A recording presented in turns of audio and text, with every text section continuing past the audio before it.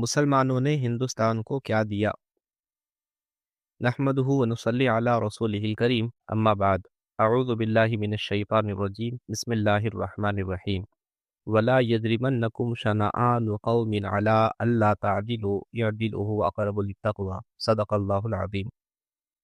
ہندوستان پر مسلمانوں کے احسانات ایک اہم عنوان ہے۔ مسلمانوں نے ہندوستان کو کیا دیا؟ مسلمانوں کے دور حکومت میں کون سی وہ تعلیمی تعمیری ترقیاں ہوئی ہیں کہ ان احسانات کو یہ ملک کبھی نظر انداز نہیں کر سکتا ہے۔ تاریخ بگاڑنے والے بگاڑتے رہیں گے، سچائیاں کبھی ختم نہیں ہوتی، اس بات پر پوری دنیا کا ایمان ہے۔ حضرت رسول اللہ صلی اللہ علیہ وسلم کے سامنے ہندوستان کی چیزوں کا تذکرہ ہوا کرتا تھا۔ خلفائے راشدین کے دور میں صحابہ کرام رضی اللہ عنہم اس ملک میں آئے۔ مسلمان جہاں پر بھی گئے انہوں نے تجارت اور کاروبار کیا، لیکن مقامی لوگوں کو لوٹا نہیں، مقامی لوگوں کے خزانے عربستان منتقل نہیں کیے، مفتوح قوموں کے ساتھ ہرگز ظلم اور زیادتی کا معاملہ نہیں کیا۔ سب سے بڑا احسان اس ملک پر مسلمانوں کا یہ ہے کہ انہوں نے توحید کے عقیدے سے ان کو واقف کروایا۔ سورج اور چاند کی پوجا کرنے والے ہیں، سورج اور چاند پر ریسرچ کیسے کر سکتے تھے؟ دوسرا سب سے بڑا احسان مسلمانوں کا اس سرزمین پر یہ ہے کہ بھید بھاؤ کو ختم کیا، بھید بھاؤ کو ختم کرنے والی زندگی بتلائی۔ ڈاکٹر امبیڈکر صاحب کی محنتوں سے دلت لوگوں کو ریزرویشن تو مل گئے، لیکن عزت آج تک نہیں ملی۔ آج بھی سپریم کورٹ کے دلت جج کو وکیل جوتیوں سے مار سکتا ہے، آج بھی دلت پریزیڈنٹ آف انڈیا مندر میں داخل نہیں ہو سکتا ہے۔ صحابہ اور صوفیہ دونوں نے منوسمرتی اور برہمن آئیڈیالوجی کے خلاف انسانوں کو انسانیت دی۔ تیسرا احسان عورتوں کو ستی کی رسم سے بچایا۔ واقعتاً انہوں نے سیاسی حریفوں کو شکست دی، اقتدار کو حاصل کرنے کی انہوں نے کوشش کی، لیکن عوام الناس اور بھولی بھالی قوم پر اکا دکا واقعات کے علاوہ زیادتی ہرگز نہیں۔ محمد بن قاسم رحمۃ اللہ علیہ ہندوستان آئے۔ اس ملک میں راجہ داہر کا کیا ظلم تھا؟ پڑھنا چاہیے، یہ ملک سونے کی چڑیا تھی، تبھی تو انگریز نے کوششیں کی، کالونزم کی، یہاں پر پنجے گاڑنے کی، یہاں کے خزانے لوٹنے کی۔ مسلمان حکومتوں نے آج بھی افغانستان سے لے کر سری لنکا تک سڑکیں بنائی، نہریں کھودی، دواخانے تعمیر کیے، سرائیں رکھی، آسمانی آفات اور قحط سالیوں میں انسانوں کی مدد کی۔ تاریخ کا یہ باب دشمن تو مٹا ہی دینا چاہتا ہے۔ ہم اس سے بڑے ظالم ہیں جو پڑھنا نہیں چاہتے، ہم اس سے بڑے ظالم ہیں جو اپنی نسل کو واقف کروانا نہیں چاہتے ہیں۔ تاریخ جانے بغیر ہماری نسلوں میں حوصلہ نہیں آئے گا۔ تاریخ سے تحریک پیدا کی جاتی ہے۔ انا نبی لا کذب، انا ابن عبد المطلب، میں نبی ہوں، جھوٹا نہیں ہوں، میں عبد المطلب کا بیٹا ہوں۔ پچھلے زمانے کے کارنامے جوش دلوانے کے لیے، ہمت بلند کرنے کے لیے صحابہ کرام میں سنائے جاتے تھے۔ نبی پاک صلی اللہ علیہ وسلم خود سناتے تھے۔ کتنے مدرسے تھے جس زمانے میں انگریز نے اس ملک میں ہلہ مچایا، مسجدیں کتنی تھی، عورتوں کے تعلیم کے ادارے دہلی میں اور ہر دور میں کتنے رہے۔ عہد دولت میں، عہد غوری میں، مغلیہ سلطنت کے جتنے دور ہیں ان دوروں میں، ان زمانوں میں اور ان عہدوں میں تعلیمی ادارے کتنے فعال اور رضاکارانہ بغیر فیس کے اونچی اقدار کے ساتھ پڑھانے والے موجود ہوا کرتے تھے۔ بھارت کی تعمیر و ترقی میں مسلمانوں کا کردار۔ ابھی ہمارے شہر حیدرآباد میں ہونے والے سیمینار میں علماء کرام نے مقالات پیش کیے۔ ان مقالات میں وہ موضوعات بھی موجود ہے کہ مسلمانوں نے ہندو بھائیوں کی کتابوں کا اردو میں ترجمہ کیا تاکہ ان کے مذہب کو جانیں، تاکہ ان کو بھی دعوت دی جا سکے، تاکہ غلط فہمیوں کا خاتمہ ہو اور سیاسی مذہبی مقاصد بھی رہیں۔ اور خالص علمی اور تحقیق کی غرض سے بھی انہوں نے ہندو بھائیوں کی کتابوں کا اردو اور فارسی میں ترجمہ کیا۔ ہندو بھائیوں کی تعلیمی ترقی میں مسلمان سلطنتوں کا حصہ یہ مستقل باب ہے، ہمیں جاننے اور پڑھنے کا۔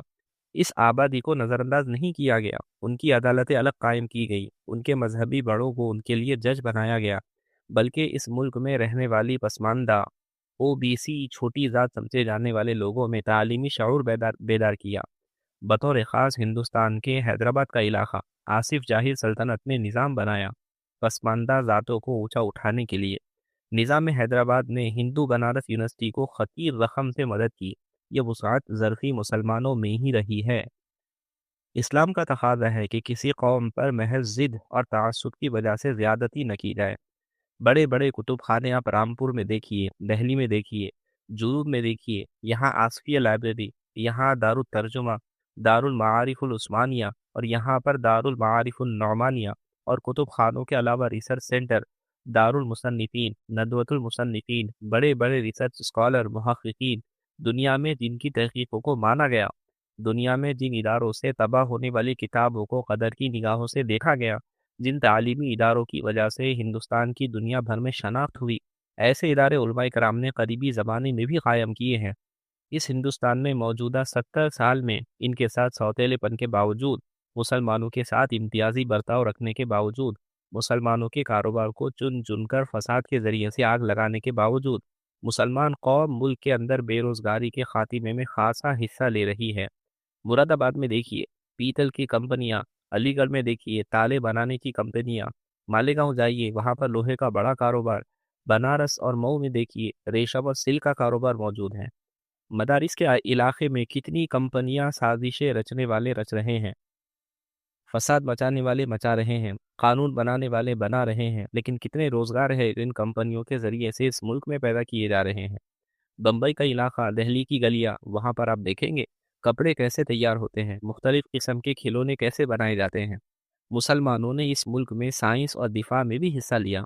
ٹیپو سلطان رحمۃ اللہ علیہ کے ٹیپو سلطان رحمۃ اللہ علیہ دنیا کے واحد انسان ہیں کہ جنہوں نے راکٹ اور میزائل بنانے کا کنسپٹ پیش کیا، ڈیولپمنٹ کیا۔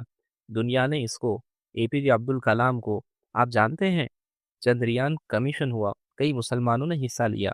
ان کے نام اور ان کا تعارف کتابوں میں لکھا ہوا ہے۔ تاریخ پڑھائیں۔ افسوس تو ہمارے تعلیم اداروں پر ہے، افسوس تو ہمارے اسکول کالج کے پڑھانے والے اور پڑھانے والیوں پر ہے کہ ہم اپنے بڑوں کے کارنامے اپنی موجودہ نسل تک نہیں پہنچاتے۔ ذہنی غلام بن جائیں گے، یہ خوف کی کیفیت میں جینے لگ جائیں گے۔ کتنا بڑا نقصان ہے آدمی کو اپنا نسب پتہ نہ ہو۔ کتنا بزدل بن جاتا ہے جب کسی انسان سے کہا جائے تم لاوارث ہو، تمہارے باپ دادا تھے ہی نہیں، تھے تو ناکارہ قسم کے تھے۔ اگر ہم تاریخ سے واقف نہ ہوں اور تاریخ اپنی نسلوں کو نہ بتائیں تو گویا ہم اپنی نسلوں سے کہہ رہے ہیں کیا فلاں وارث ہے، آپ بے نسب ہے۔ ماضی کا یاد رکھنا ضروری ہے۔ مستقبل کی تعمیر کے لیے تاریخ یہ قوموں کی محافظ ہوتی ہے، تاریخ یہ قوموں کا حافظہ ہوتی ہے۔ مجھے کل کا دن یاد نہیں، آج کا پلان کیسے کروں؟ مجھے گزشتہ کے 700 سال یاد نہیں تو میں اس ملک میں کام کیسے کروں؟ مدارس اور جامعات کی خدمات، تعلیم، امن اور انصاف ذمہ دار شہری کے تیار کرنے میں مدارس اور مسلم اداروں کا کردار۔ علی گڑھ مسلم یونیورسٹی، جامعہ ملیہ اسلامیہ یونیورسٹی، یہاں پر عثمانیہ یونیورسٹی کوئی معمولی کام نہیں کر رہے ہیں۔ کیسے افراد تیار کیے جا رہے ہیں، کتنا بڑا حصہ ہے ہمارے ملک میں ان فارغین کا اور ان اداروں سے فائدہ اٹھانے والوں کا۔ معمولی کام نہیں کیا۔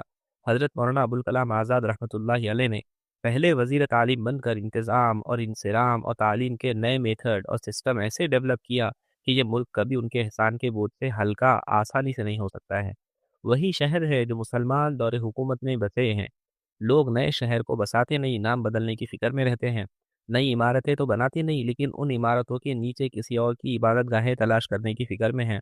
اس ملک کے اندر عظیم پریم چند جی نے، ڈاکٹر حبیب گورا نے، یوسف خواجہ نے، اس عبد الرحمن یونیورسٹی نے بہت بڑا کام کیا میڈیکل کے میدان میں، فارمیسی کے میدان میں۔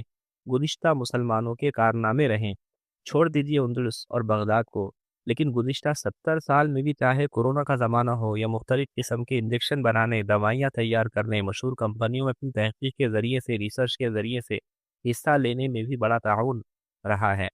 بہت بڑا اشتراک ہے، بہت بڑی ذمہ داری ہے، بہت بڑی حصے داری ہے مسلمانوں کے لیے۔ چند غلط فہمیاں، ہمارے ملک کے اندر چند موضوعات ہیں جن موضوعات کو بار بار میڈیا میں اچھالا جاتا ہے اور جن کے ذریعے سے ہندو مسلم کی سیاست کو گرمایا جاتا ہے، نفرتوں کی دیوار کو اونچا اور مضبوط کیا جاتا ہے۔ ہم بھی اس کا شکار ہو جاتے ہیں، شکار ہو چکے ہیں۔ پہلا پروپیگنڈا آبادی بنانے کا پروپیگنڈا۔ وہی حکومت نے سال ہر سال سے، اور وہ دعویٰ بھی کر رہے ہیں کہ ہم پوری دنیا میں بہت ہی طاقتور ملک ہے، لیکن وہ ڈراتے رہتے ہیں دوسرے بھائیوں کو کہ کچھ دن میں تم مائنورٹی میں آ جاؤ گے، مسلمان میجورٹی میں آ جائیں گے، کیونکہ وہ بچے زیادہ پیدا کرتے ہیں، کیونکہ وہ زیادہ شادیاں کرتے ہیں۔ خوف دلایا جاتا ہے، سیاسی روٹیاں سیکھ لی جاتی ہے، اور پھر اس کے ذریعے سے مقاصد مسلم مخالف حاصل کر لیے جاتے ہیں۔ حالانکہ اگر گراؤنڈ ریالٹی دیکھی جائیں اور جو اعداد و شمار، جو ریشو معتمد ذرائع سے ملتے ہیں، مسلمانوں میں شرح پیدائش اور بچوں کی ولادت کی مقدار کم ہو گئی، دوسری قومیں ایک سے زیادہ عورتوں سے زیادہ تعلق رکھتے ہیں، مسلمانوں کے پاس ایک سے زیادہ نکاح کے واقعات اتنے ہیں ہی نہیں جتنا پروپیگنڈا کیا جا رہا ہے۔ نمبر 2، ایک اور موضوع جو بار بار اٹھایا جاتا ہے، پورے ملک میں خوف کی نفسیات پیدا کی جاتی ہے، شیواجی مہاراج کے بارے میں۔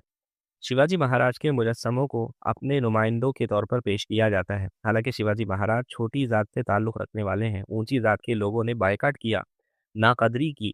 ان کی فوج میں مسلمان بڑے عہدیدار ہوا کرتے تھے اور ان کا رویہ مسلم عوام کے ساتھ بہت بہتر تھا، لیکن جنہوں نے ان کے ساتھ زیادتی کی وہی اپنے لیے علامتی بہادر بنا کر پیش کرتے ہیں۔ تاریخ کی یہ سچائیاں دیکھنا چاہیے۔ نمبر 3، تاریخ کی یہ سچائیاں پڑھنا چاہیے۔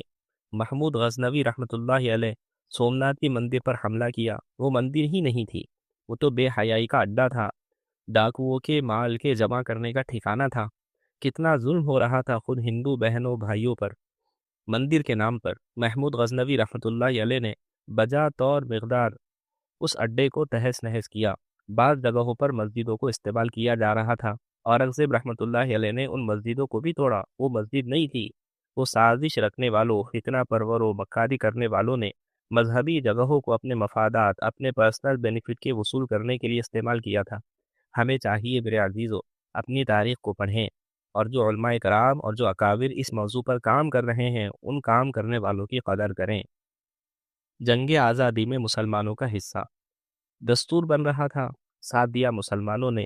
150 کانسٹیٹیوشن بنانے والے لوگوں کی لسٹ میں مسلمانوں کی بڑی تعداد، حضرت مولانا حضرت علی موہانی سے لے کر حضرت مولانا ابوالکلام آزاد رحمۃ اللہ علیہ تک ڈھابے لائے۔ گاندھی صاحب اپنی یاترا میں وہاں کی تاریخ میں لکھا ہے، وہاں کے مسلمانوں نے ان کی ستیہ گرہ میں مدد کی اور ان کو مالی طور پر بھاری امداد پیش کی تاکہ وہ اپنی مشن کو آگے بڑھا سکیں۔ کتنے نوجوانوں کو بے گناہ پکڑ کر 10-12 سال کے بعد بری کیا جا رہا ہے اور پھر کوئی جرم ثابت نہیں ہو پاتا۔ اس کے باوجود مسلمان ہے جو پر امن بنا ہوا ہے، جو قانون کا احترام چاہتا ہے، جو DCLC کمیشن کے اعتماد کو باقی رکھنا چاہتا ہے، جو DCL سسٹم کے اعتماد کو باقی رکھنا چاہتا ہے، بدعنوانیوں کے دسیوں واقعات کے باوجود پروپوگنڈے سے متاثر نہیں ہونا چاہتا۔ جھوٹ اتنا بولو کہ لوگ اس کو سچ سمجھنے لگ جائیں۔ یہی وہ پالیسی ہے، یہی وہ طریقہ ہے جس طریقے پر اسلام دشمن طاقتیں کام کرتی ہیں۔ جھوٹ بولتے چلے جاؤ بس تاکہ لوگ مجھے سچ سمجھنے لگ جائیں۔ اللہ تبارک و تعالیٰ نے دیوبند کے ذریعے سے زبردست سوسائٹی کو ریفارم کرنے کا پوری دنیا میں کام لیا۔ تبلیغی جماعت کے ذریعے سے، حضرت تھانوی کی تجدیدی محنتوں کے ذریعے سے معاشرے کے ایک ایک جزئیے کی اصلاح، سوسائٹی کی ایک ایک کمی کو کرشن کرنے کا سلیقہ اللہ تبارک و تعالیٰ نے عطا کیا۔ سب سے پہلے انگریزوں کے خلاف جہاد کا فتویٰ دینے والے شاہ عبدالعزیز ہیں۔ مجاہدین آزادی کو کبھی نظر انداز نہیں کیا جا سکتا۔ تو میرے بھائیوں، ہمیں اپنی تاریخ پڑھنا چاہیے، اپنی تاریخ پڑھانا چاہیے، اپنی تاریخ سنانا چاہیے۔ اللہ تعالیٰ ہمیں علم کا شوق اور ذوق عطا فرمائیں اور اپنے اکابر کی تاریخ کے ذریعے سے اپنے اندر تحریک پیدا کرنے اور ان کے جیسے کارنامے پیدا کرنے اور ان کے جیسے کارنامے انجام دینے کا حوصلہ اللہ ہم سب کو عطا فرمائیں۔ وآخر دعوانا ان الحمد للہ رب العالمین۔